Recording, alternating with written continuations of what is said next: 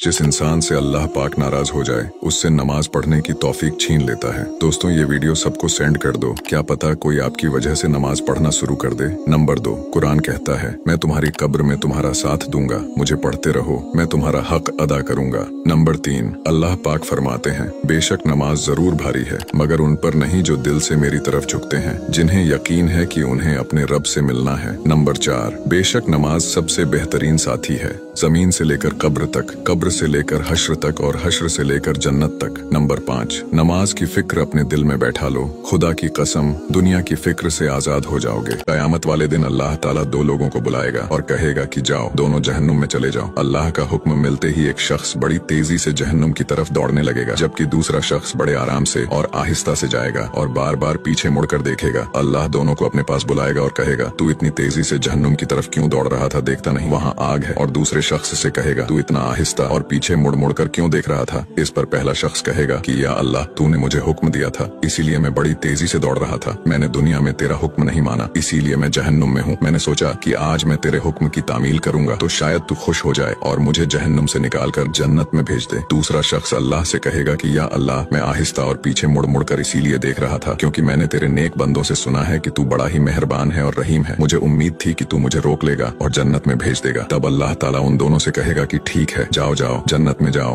और मजे करो। सुभान अल्लाह, बेशक मेरा अल्लाह बहुत बड़ा मेहरबान है।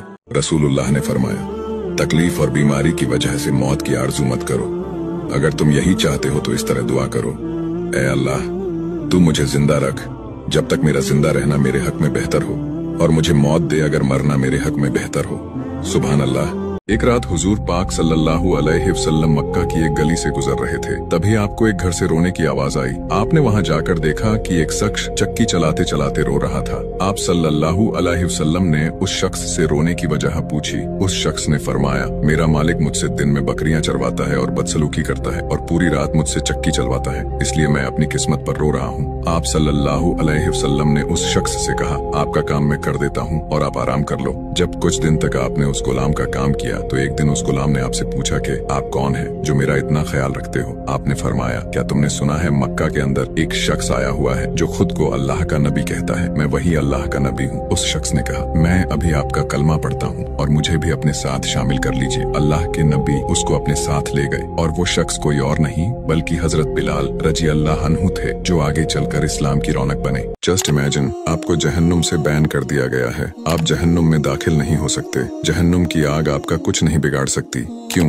क्योंकि आपने इस दुआ को शेयर किया था, आपने इस दुआ को पढ़ा था। जी हाँ, वो कौन सी दुआ है? आप सोचोगे बहुत लंबी दुआ होगी, चलो वीडियो को स्किप कर देता हूँ। नहीं, एक बहुत छोटी सी दुआ है जिसको पढ़ने में आपको 2 सेकंड्स का वक्त लगेगा। दुआ है अल्लाहुम्मा अजिरनी मिनन्नार, जिसका तर्जुमा है या मेरे रब जहन्नुम और जहन्नुम की आग से मेरी हिफाजत फरमा। कम से कम अपने साथ 20 ऐसे लोगों को जहन्नुम से बैन करा दो और जन्नत के अंदर उनकी एंट्री करा दो ये दुआ शेयर करके।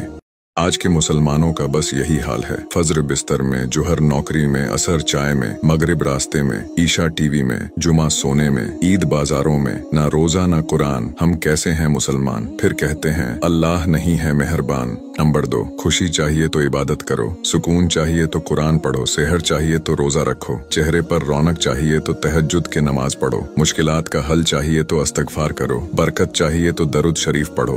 दोस्तों इस वीडियो को ज्यादा से ज्यादा शेयर करो, क्या पता कोई आपकी वजह से नेकी की राह पर चलना शुरू कर दे।